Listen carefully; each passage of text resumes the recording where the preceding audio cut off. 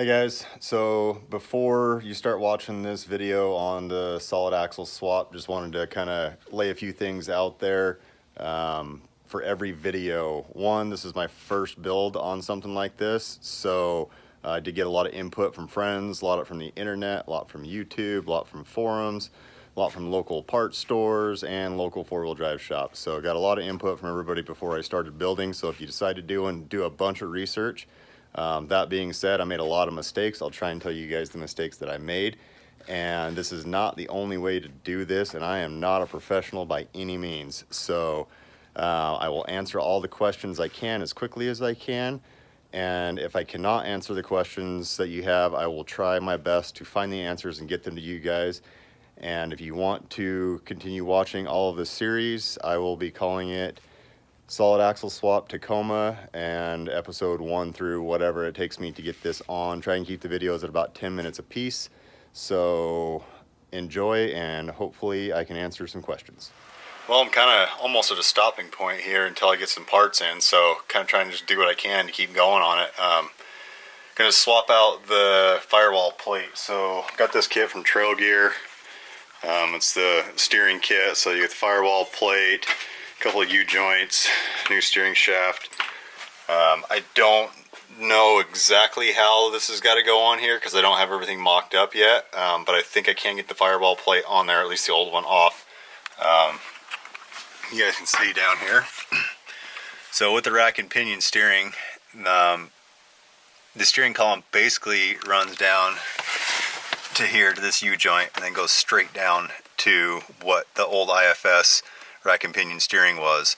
So you have to remove this firewall plate and take this off from here, and then your new one will bolt on right there and run instead of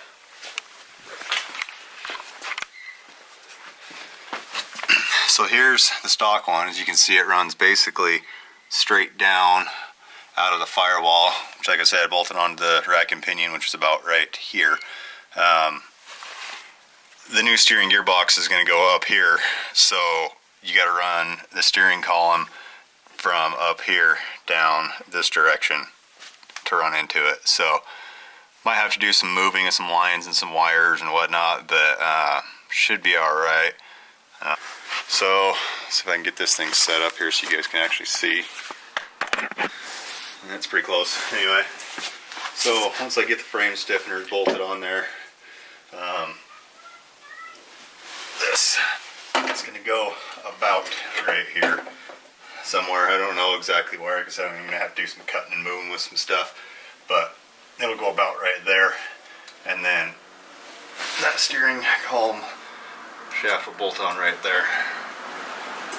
I don't know if that helps or not, but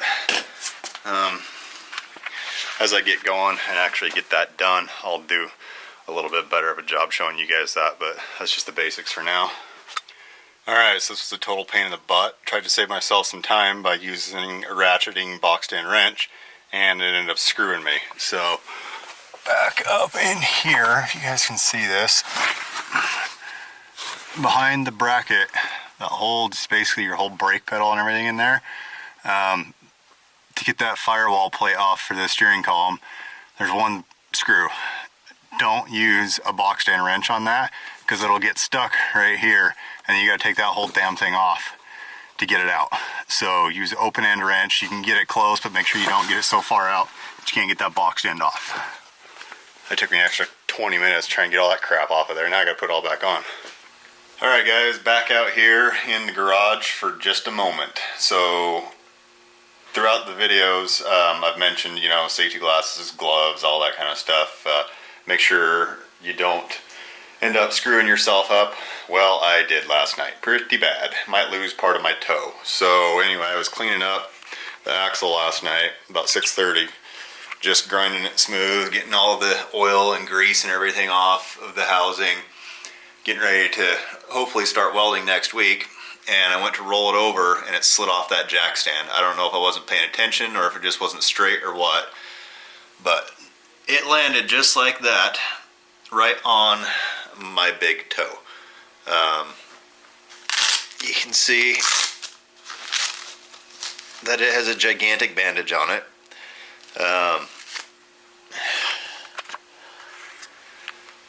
It landed right where the nail bed is and just blew my toenail off. Took the nail bed and everything else with it, broke the end of the toe. So I don't know how much that weighs, but it's a lot, and it hurt pretty bad landing on it.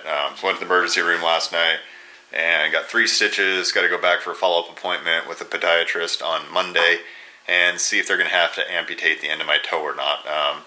Depends on whether it heals, because it's smashed pretty bad, and if it's blown apart too bad, then it's just not going to heal. None of the blood vessels or anything like that are connected. So I'll find out Monday. So when you're working on stuff, be careful, guys. Well, guys, today's kind of like Christmas. Got a bunch of new parts in for the Toyota. Haven't been doing much for video on it lately, or working on it really, because of that. Well, it's pretty well healed now. Toenail's gone forever. Got the x-rays back. The end of it's broken. Should take around 6 weeks to fully heal that. As far as the skin where the toenail was, that's all pretty good. Got 3 stitches. That's all healing really well. Today's actually been exactly a week since I did it. I'm almost walking normal now, and I actually stubbed it the other day on something, and it really didn't hurt that bad. So other than the broken bone, I'd say it's about 60-70% right now. So give me another week, maybe 2, and I'll be sitting pretty good. Not quite back to 100%, but real close. So anyway, what I got in the mail today was my Smitty built winch, XRC 9500, and Tacoma wheels, 17 by 9, and they're the 7069 series. Just like the real clean look of them. Was gonna go with some Raceline bead locks, but until I get the supercharger on here, I'm kind of worried about weight at the wheel. And these are almost half the weight of what the bead locks that I was going to get are. The bead locks I was looking at, I can't remember the series number or the model number on them, but they're real similar to the look of those, but they're actual true bead locks. So I think these are going to suffice for now. I'll be ordering tires probably Monday. Yeah, excited to get some parts in. And one thing I did do that you guys didn't see, let me move some stuff real quick here. But the important part that I got done, if I can not knock that over on myself, was I got this thing built. So I basically built that to hold the jack, or the axle on the jack, so I can slide it up in here and move it around, twist it around, get it wherever I want for the mock-up. Got some lines drawn in here. It's just an arbitrary line just for a reference point. And I gotta see how far up in here I can get this thing to sag. So I'm shooting for the ride height I've got right now, and I wanted 35-inch tires, and might eventually go up to 37s, but I didn't want it to sit real high either, because I do mostly high-speed driving on dirt roads rather than actually crawling. So trying to keep that center of gravity low, trying to keep the steering really good, but also have a lot of wheel travel for when I need it. So anyway, trying to suck that thing up in there, but right there is where that axle is going to sit at ride height.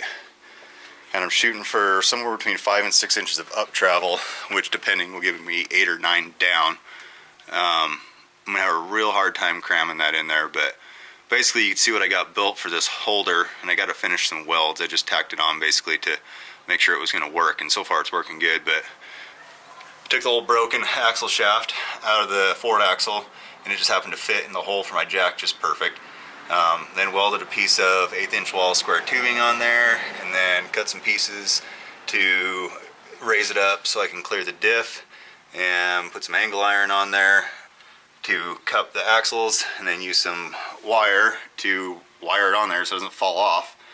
And then just all this is just scrap I had laying around. So then just take that piece of channel to hold it up at the right angle to keep the pinion where I need it to be. It's pretty close. It might be just a touch off, but it's pretty close to where it needs to be. So now I can get this thing set up so you guys can see it. Now instead of having to have somebody come over and help me all the time move stuff around, so I can get that, there we go. Now I can just do this. I want them to go down with the axle, just lower the jack. I want to come out with it, just roll it out. If I need to turn it, it just rotates. So pretty easy. Easy to move, really easy. Wheels real easy. You just wheel it right in there wherever I need it. Jack it back up.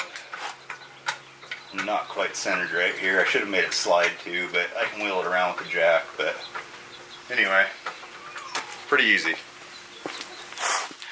Had my friend Chris come over yesterday and kind of give me some ideas as to where to start. Obviously I switched the oil pan the other day. You guys saw that. That's the first thing I'm going to hit is the oil pan. I thought my clearance was going to end up being with the, the axle tube, housing tube on the frame, but that's not where it's going to be. The first thing that's going to hit is some of the cross members on your diff there, and it depends on how far forward I sit it. This is about right. It might end up being a little bit closer to like right here, but that's about where it's going to sit. And one thing I'm going to have to worry about clearing is when we turn all the way to the left or right, I guess depending on the side, my my link arms are going to come off of here and come over to here, and I don't want my tire to hit that.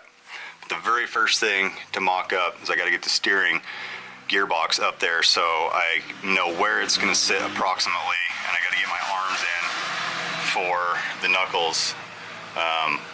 Whenever they come in, then I can get the arms on there, mock up the steering, and figure out exactly where all that's going to line up. And then the next big thing is trying to figure out how to clear my upper, hopefully you guys can hear me over that big old Dodge, the upper link arm. Based on the measurements, I'm going to be able to sit it about right on the top of the diff, and it's going to run back here, and I got to redo this cross member, but somewhere back there is where it's going to hit. We'll see where it ends up being once I do all the math, but I got to get the steering mocked up first and then figure out how I'm going to build that to get it to clear, because that's going to be where everything bottoms out. Right now, I think I'm going to be able to be right at 5 to 5.5 inches of up travel.